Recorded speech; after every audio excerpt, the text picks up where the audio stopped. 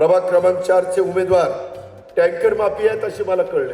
आमचे नाही, समोरच्यांचे. टँकर माफियाच उमेदवार व्हायला निघालाय. मग बघा आता कसं काय. ते म्हणतात ना, चोराच्या हातातच तिजोरीच्या चाव्या.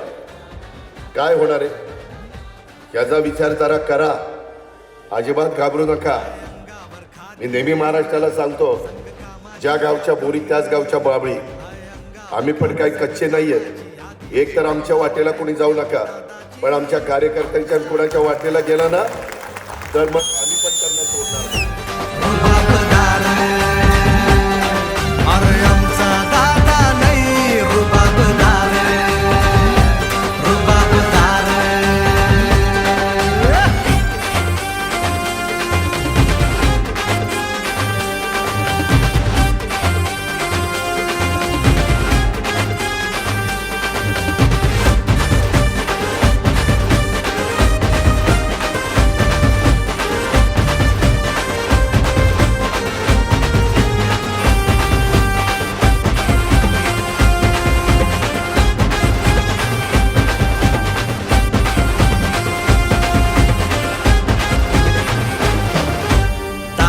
राहणी हायलाई साधी, पण शेटजीच्या कोटाला हाय ती भारी.